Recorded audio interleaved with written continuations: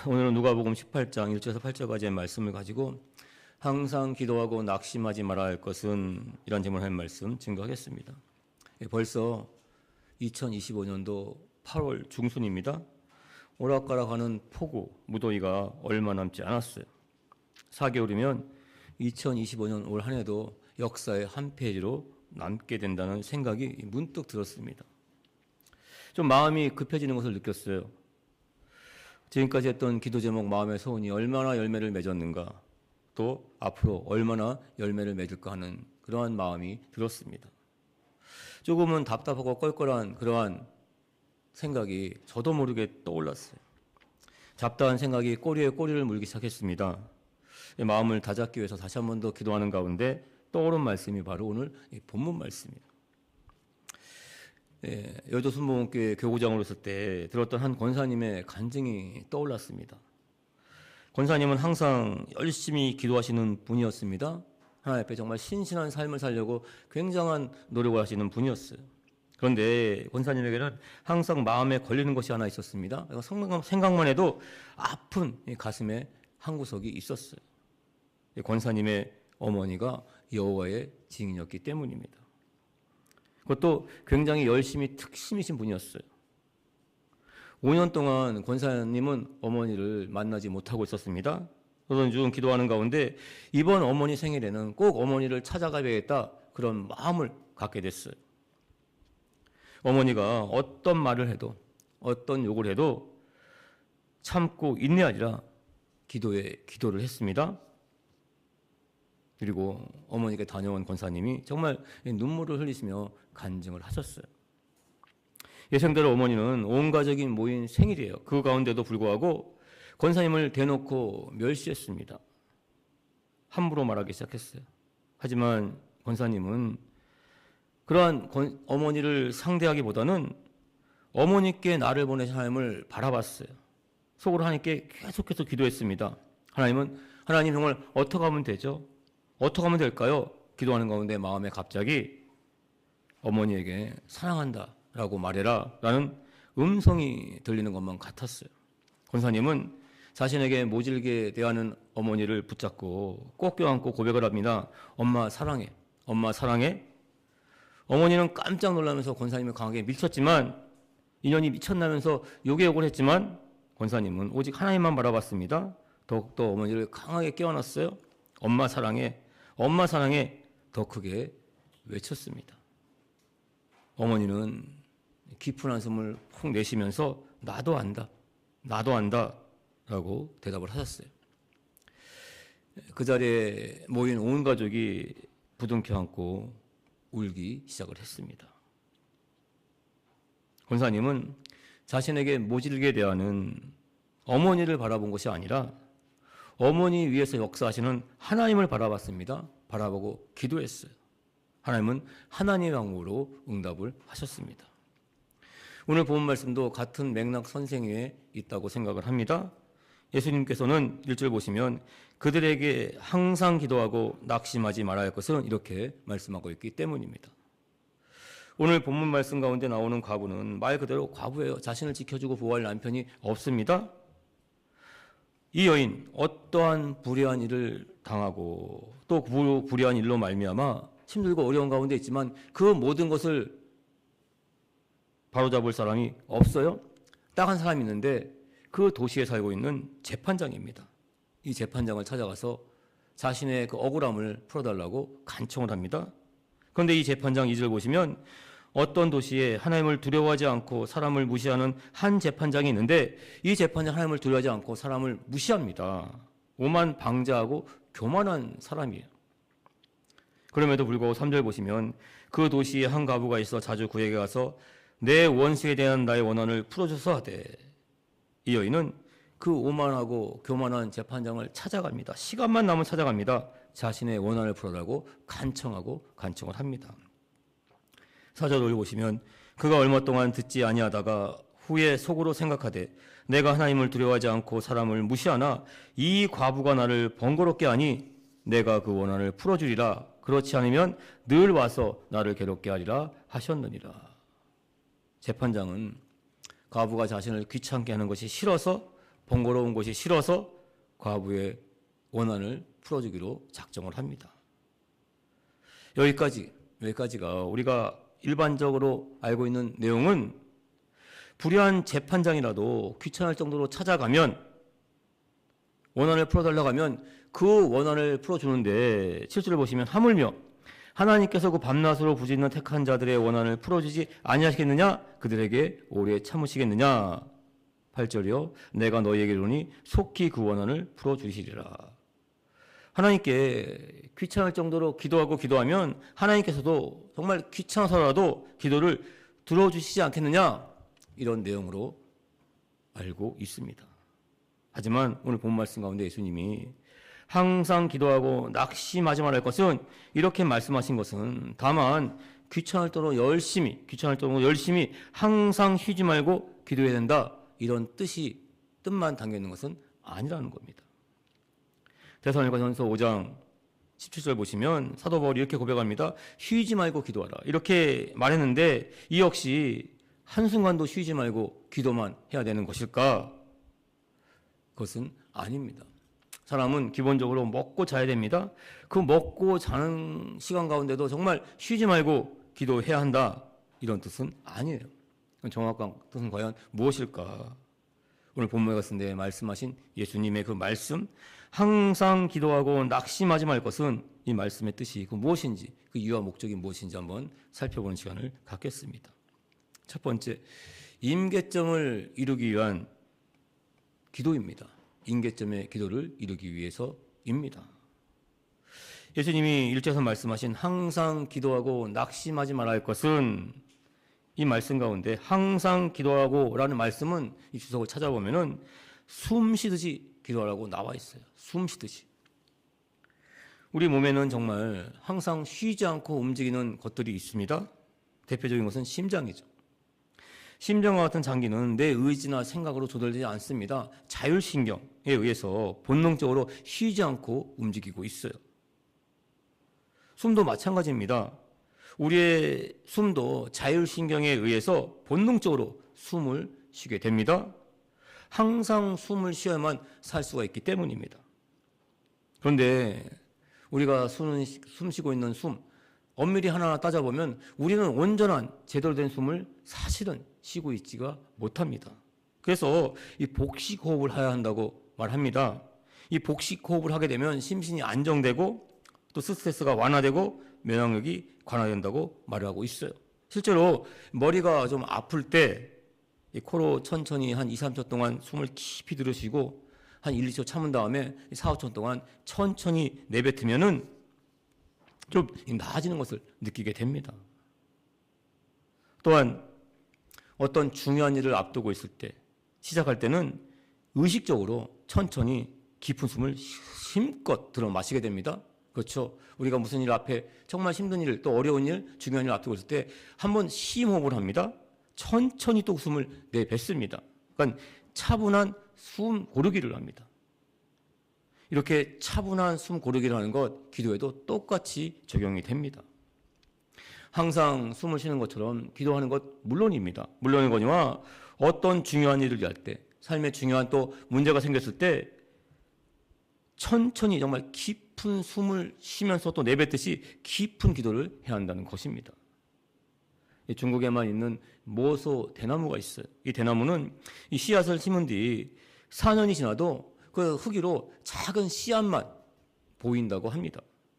거의 성장하지 않아요. 하지만 이 4년 동안 이 모소 대나무는 땅속 깊은 곳에서 수백 미터의 그 뿌리, 탄탄한 뿌리를 내리고 펼쳐가고 있다고 합니다. 그러니까 성장하기 위한 숨 고르기를 4년 동안 하고 있다고 합니다. 마침내 5년째가 되면 하루에 30cm가 넘게 자랍니다. 한 달에 30m가 넘는 모소 대나무 숲을 이루게 된다고 합니다. 우리의 기도도 마찬가지예요. 우리의 기도도 숨쉬기와 같습니다. 평소에는 그냥 자율신경에 의해서 본능적으로 숨을 쉬는 것, 이러한 기도 해야 합니다. 하고 있어요. 하나님의 백성이기 때문에. 하지만 중요한 것은 중요한 일을 만나게 되면 차분한 숨고리가 있어야 한다는 것입니다. 그리고 마침내 때가 되면 폭발적인 하나님의 은혜가 임하게 된다는 사실입니다. 이러한 기도를 임계점의 기도라고 합니다. 물이 99도까지는 변화가 없어요. 하지만 100도에 이르면 끓어오릅니다. 수증기로 변해요. 마찬가지로 믿습니다. 우리 성도님들 기도하시길 주님의 축원드립니다. 항상 기도하고 낙심하지 말 것은 그 가운데 하나님께서 우리가 임계점에 이르도록 우리를 인도하고 있는 줄 믿습니다. 하나님께서 임계점에 임하게 되면 더욱더 강력한 하나님의 은혜가 우리 가운데 임하게 될 줄 믿습니다. 두 번째, 하나님만 바라보기 위함입니다. 우리 하나님의 백성들은 하나님만 바라보는 삶을 살아가고 한다 하지만 사실 하나님만 바라보지를 못하는 삶이 대부분이에요. 세상도 바라볼 수 있고 또한 사람도 바라보고 있는 것이 사실입니다. 자, 오늘 본문 말씀으로 다시 돌아와서 오늘 본문 말씀에 등장하는 재판장 좀 더 자세히 살펴보면 지금도 이 재판장의 힘은 너무나 강력합니다. 대단하죠? 한 나라의 대통령, 한 나라의 대통령의 부인이 지금 구속됐어요. 물론 형사소송법에 의해서 명백한 구속의 사유에 의해서 구속된 것은 사실이에요. 하지만 그 구속의 잣대를 들이대는 것은 재판장입니다. 결정하는 것은 재판장이에요. 이 재판장의 말 한마디에 온 나라가 들썩이고 있는 것 사실입니다. 하물며 고대 이스라엘 재판장의 힘과 권세와 능력은 정말 대단했어요.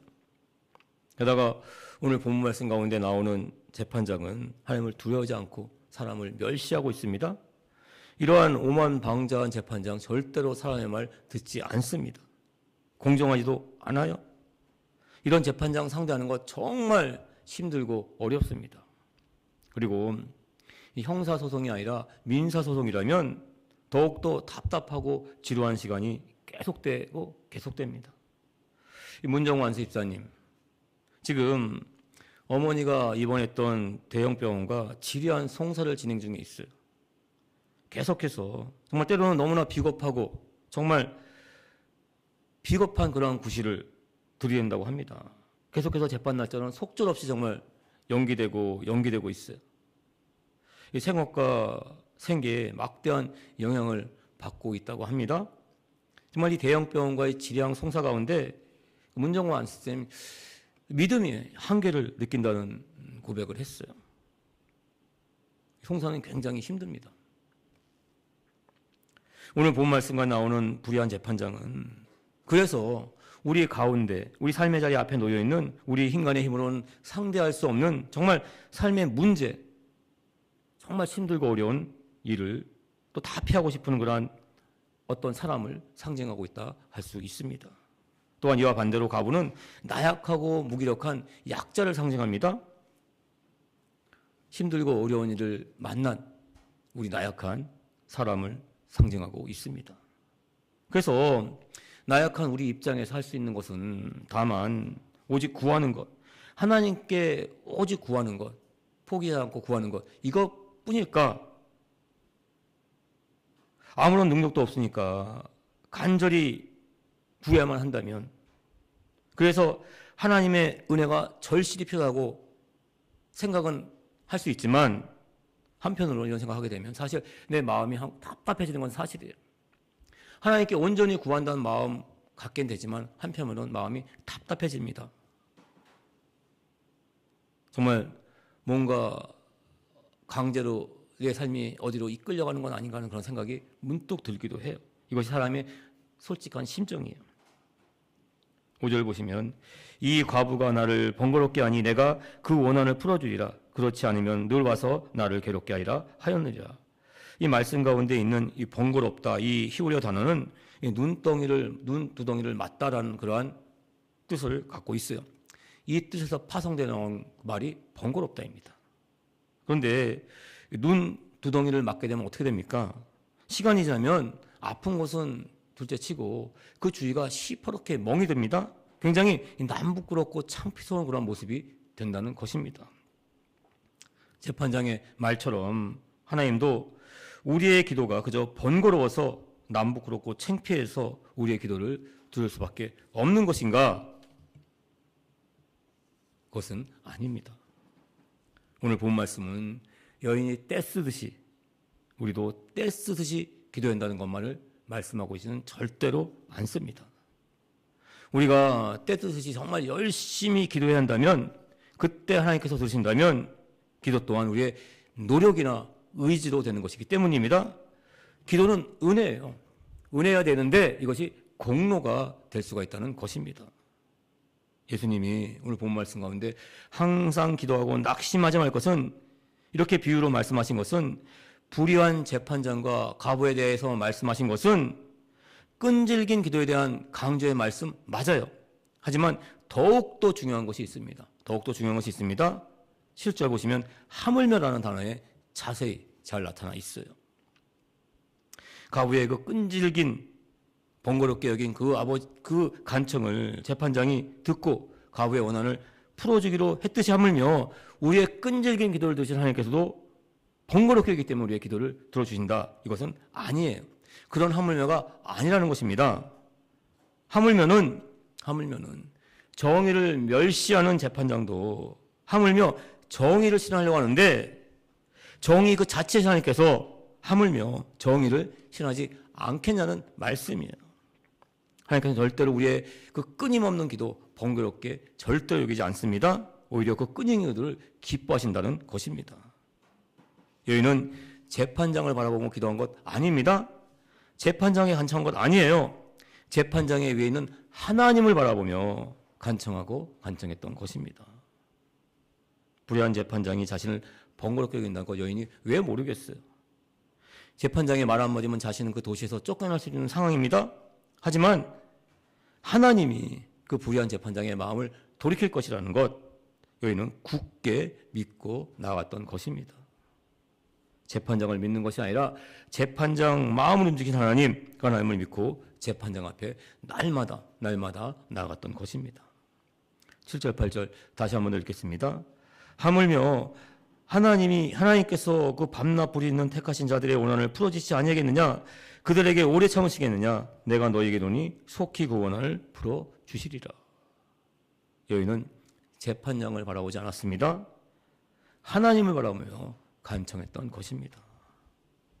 예수님은 재판장과 이 과부의 회의를 통해서 내 앞에 놓인 문제, 정말 사람의 힘으로 풀기 힘든 그 문제를 바라보지 말고 그 문제 위에 계신 하나님을 바라보고 말씀하고 있는 줄 믿습니다. 소대에 말씀드린 권사님도 자신을 모질게 대하는 어머님을 바라보지 않았어요. 어머님을 바라보지 않았습니다. 어머니의 말을 듣지 않았습니다. 하나님을 바라보며 하나님의 음성에 귀를 기울였습니다. 우리 성도님들, 내 앞에 놓인 문제, 힘들고 어려운 일을 바라보기보다는 하나님 바라보시길 주님의 이름으로 축원드립니다. 세 번째, 항상 기도하고 낙심하지 말아야 할 것은, 세 번째, 우리의 믿음을 보시기 위해서입니다. 8절 말씀 끝에 보면 예수님께서는 다시 한 번 더 하나님을 향한 믿음에 대한 말씀을 하고 있습니다. 그러나 인자가 올 때 세상에서 믿음을 보겠시겠느냐 하시니라. 인자는 예수님입니다. 사람의 아들. 하나님에도 불구하고 사람의 아들로 온 인자, 예수님을 말씀하고 있어요. 예수님 다시 오실 때, 재림하실 때 이 세상에 이 여인만큼의 믿음을 가진 사람 또 볼 수 있게 되는 말씀이 담겨져 있습니다. 그만큼 이 여인의 믿음이 대단하다는 뜻이 담겨져 있고, 또한 이 여인의 믿음을 가져야 된다는 뜻이 담겨져 있습니다. 이와 같은 믿음의 여인이 성경 말씀 가운데 또 나옵니다. 바로 수로보니게 여인이에요. 마가복음 7장 27, 28절 보시면 예수께서 이르시되 자녀로 먼저 배불리 먹게 할지니 자녀의 떡을 취하여 개들에게 던짐이 마땅치 아니하니라. 여자가 대답하여 이르되 주여 올소이다마는 상 아래 개들도 아이들이 먹던 부스러기를 먹나이다. 자, 이 수로보네 여인은 예수님을 사람으로 보지 않았어요. 초능력자나 마술사로 보지 않습니다.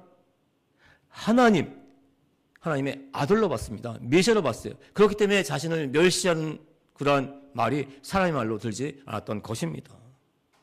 계속해서 하나님으로 바라봤기 때문에 하나님께 간청할 수 있었던 것입니다. 우리 성도님들, 십자가에서 우리를 구원하신 예수님 바라보시길 주님의 이름으로 축원드립니다. 예수님 바라보고 나갈 때 우리 삶의 모든 문제, 그 가운데서 우리를 구원해 줄 줄 믿습니다. 예수님께서 하신 말씀, 세상에서 믿음을 보겠느냐? 이 말씀은 또한 믿음을 반드시 보겠다는 말씀의 뜻이 담겨져 있습니다. 그런데 우리도 세상 가운데서 믿음을 보는 것이 사실이에요. 믿음을 보고 있습니다. 믿음을 보며 살아가고 있어요. 자, 요람, 정말 그 담요에 놓여 있는 바둥바둥거리는 갓난아기를 볼 때, 이 아이가 과연 말을 할 수 있을까? 걸을 수 있을까? 이런 생각 절대 하지 않습니다. 바둥바둥거리고 있는데도 불구하고 때가 되면 반드시 걷게 될 것, 말해야 될 것을 믿고 있기 때문입니다. 이 무더운 여름 끝에도 반드시 시원한 바람이 부는 가을, 우리는 올 줄 믿고 있습니다. 그래서 견뎌내는 거예요. 마찬가지입니다. 예수님께서도 우리의 믿음, 참고 견뎌내는 믿음을 보고 있는 줄 믿습니다. 의인은 믿음으로 말미암습니다. 이 말씀 굉장히 잘 알고 있죠. 이 가운데 나오는 믿음은 히브리어로 에무나라고 해요. 에무나. 이 에무나가 동사입니다. 동사인데 이 동사가 변해서 명사가 되면 아멘이 되는 거예요. 아멘. 구약성경에 보면 더 뜻을 자세히 알 수 있습니다. 모세가 두 팔을 들고 이스라엘 군대가 승리할 것을 믿고 기도하는 그 모습이 에무나라고 성경 말씀에 기록이 되어 있습니다. 에무나는 두 팔을 들고 기도하며 참고 견디는 것입니다. 견뎌내면 반드시 승리한다는 뜻이 담겨져 있습니다. 우리가 잘 알고 있는 히스기야 기도 마찬가지예요. 히스기야는 죽을 병에 걸렸어요. 하나님 앞에 나가서 눈물로 기도합니다. 열왕기하 20장 2절 3절 보시면 히스기야가 낫을 벽으로 향하고 야훼께 기도하여 이르되 야훼여 구하오니 내가 진실과 전심으로 주 앞에 행하여 주께서 보시기에 선하게 행한 것을 기억하소서 하고 히스기야가 심히 통곡하더라.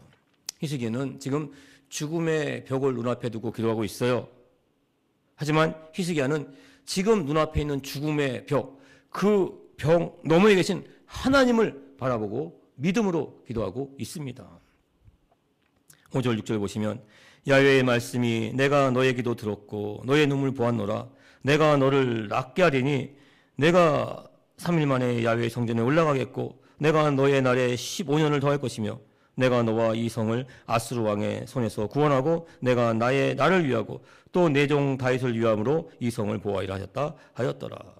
하나님은 정말 죽음의 벽 너머에 계신 하나님을 바라보고 한 기도를 응답해 주십니다. 죽음에서 건져주세요. 15년을 더 살게 하시고 이방 나라 아수르의 군대를 물리쳐 주십니다. 말씀을 정리하겠습니다.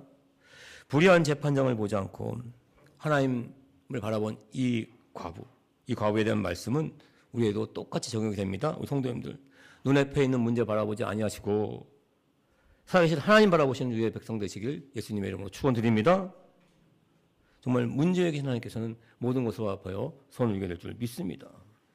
이거 또 하나 더 말씀드리자면은 기도하는 가운데 당장 열매가 보이지 않고 또한 성장하지 않는 것 같아도 깊이 뿌리거나 있는 이 뿌리가 점점 확장되는 되는 것 믿음으로 봐야 됩니다. 그리고 또한 뭐냐면은 설사 기도가 정말 기도가 내 뜻 가운데 한 기도들 응답되지 않더라도 응답되지 않는 기도 가운데도 하나님의 뜻이 하나님의 응답이 숨겨 있다는 사실을 꼭 믿음으로 바라보시길 주님의 축원드립니다.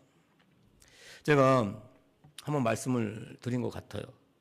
여의도 순복음교회 교구장으로 있을 때 혜인이라는 그 자폐증을 앓는 아이를 만났어요. 엄마는 의사이고 아빠는 건국대학교 북한학 교수였습니다. 두 분이 장로교회에 열심히 다니다가 마지막은 아니죠. 혜인이의 그 자폐증을 치료하기 위해서 중국의 대체약을 받기 위해서 갔는데 실패하고 돌아왔어요. 마지막으로 여의도 순복음교회 정말 그 믿음의 힘, 그 가운데 이 아이를 한번 고쳐보겠다는 작정을 하고 우리 교회에 왔어요. 같이 기도하자고, 같이 한번 해보자고 말씀을 드렸고, 정말 열심히 기도했어요. 그런데 그 혜인이에 대한 일은 두 번째 치고, 그 아버지가 이 조영구 집사님이셨는데 그 당시 굉장히 은혜를 받으셨어요. 그러더니 갑자기 신앙을 하겠다는 말씀을 하세요. 말렸습니다. 집사님, 교수님인데 교수로서 더욱더 그 학생들에게 기독교인으로서 영향력을 끼치는 게 더 좋지 않겠습니까? 충분히 교수님으로서도 사역하는 가운데 십자가의 복음을 증거할 수 있습니다. 이렇게 말씀을 주셨는데 그럼에도 불구하고 이 집사님 신학을 하겠다고 말씀을 하셨어요. 그래서 그러면 대학원은 갈 필요 없고 신학대학원 가지 말고 그러면 영성을 더욱더 공부하기 위해서 순복음 신학원을 가라고 말씀을 드렸어요. 세월이 지나서 졸업할 때가 됐습니다. 여의도 순복음교회 교육자 시험을 본다는 말씀을 하세요. 전 당연히 찬성을 했죠. 대학교 교수예요. 박사입니다. 당연히 또 신학도 했으니까 여의도 순복음교회 교육자가 될 줄 알았어요. 그런데 불합격됐어요. 떨어졌어요. 깜짝 놀랐습니다. 이분이 떨어지면 도대체 어떤 사람이 교육자 시험에 붙나 이런 생각을 갖게 됐어요. 또한 차라리 대학 신학원을 가는 것이 아니라 대학원을 갔으면 어떻게 할까 이런 생각도 들었어요. 그러니까 인간적인 생각이 굉장히 앞섰습니다. 그런데 일주일 뒤에 이 순복음 가족신문에 공고가 났어요. 그러니까 선한 사람들, 그 당시에는 선한 사람들인데 지금은 구피프이라고 그러죠. 거기에서 그러니까 NGO인데 거기에서 탈북자 학교를 위한 교장을 뽑는다는 그러한 공고가 떴습니다. 당시 여의도 순복음교회에서는 탈북자를 우리나라에 잘 정착할 수 있도록 하는 그런 교육을 시키고 있었는데 국가에서 막대한 지원을 해주고 있었어요. 그래서 저는 본격적으로 그 일을 하기 위해서 탈북자 학교를 만들었습니다. 학교를 만들었으니까 당연히 이 대표가 필요했죠. 교장이 필요했는데 그 교장의 공고가 딱 난 거예요. 너무나 그 공고 보면서 감사했습니다. 딱이었어요. 그 조영구 집사님 건국대학교 북한학 교수입니다. 또한 신학도 했어요. 믿음도 하나님 보시기에 정말 합당합니다. 당연히 원서를 냈고 당연히 합격을 했어요. 합격하는 그 사실을 보고 너무나 감사했어요. 그러면서 마음 가운데 다시 한번 생각하게 됐습니다. 이렇게 그냥 순복음교회 교육자로 들어오게 되면은 사실 순복음교회는 층층 시야라고 할 수가 있어요. 단계를 다 밟아야 됩니다. 전도자서의 단계, 목사들 하나하나 단계를 밟아야 되기 때문에 순식간에 신규 교육자가 정말 파격적인 그러한 한 교회에서 하는 그런 중요한 프로젝트의 교장, 대표가 될 수는 없었던 것입니다. 하나님께서는 미리 알고 하나 준비하고 계셨던 거예요. 이 조영구 집사님, 이제는 목사님이 되셨습니다. 이 목사님을 한 교회에서 행하고 있는 프로젝트, 탈북자들을 위한 학교의 교장으로 세우시기 위해서 하나하나 개척했고 그 가운데 이끄셨다는 것입니다. 하나님의 뜻하심, 그것은 우리의 기도 가운데 정말 다 이루어지는데 그것이 때로는 우리가 바라는 응답과 다를 수가 있다는 것입니다. 하지만 지나거나 보면은 그 응답 또한 모든 것을 화합하여 손을 주는 하나님의 역사심을 우리는 깨닫게 된다는 사실입니다. 우리 성도님들 기도하고 항상 기도하고 낙심하지 않을 것은 이렇게 예수님께서 말씀하신 것은 정말 기도하는 가운데 하나님께서는 정말 그 기도의 뿌리가 더욱더 넓고 깊게 잡으로 말미암아 임계점에 될 때 놀라운 축복을 주시는 것은 물론이거니와 또한 그 기도가 응답되지 않을 때도 하나님께서 모든 것을 화합하여 손을 줄 믿습니다. 성도님들 좋으신 하나님 바라보길 주님의 축원드립니다. 우리 여의도 순복음교회에서 믿는 하나님 바라보는 하나님은 좋으신 하나님이에요. 좋으신 하나님이기 때문에 우리가 반드시 좋은 것을 믿습니다. 때로는 캄캄하고 어두운 동굴을 가는 것도 갔을 수 있습니다. 하지만 동굴은 절대 아닙니다. 터널이에요. 지나고 나면 환한 은혜가 우리를 맞이하고 있을 줄 믿습니다. 기도하겠습니다.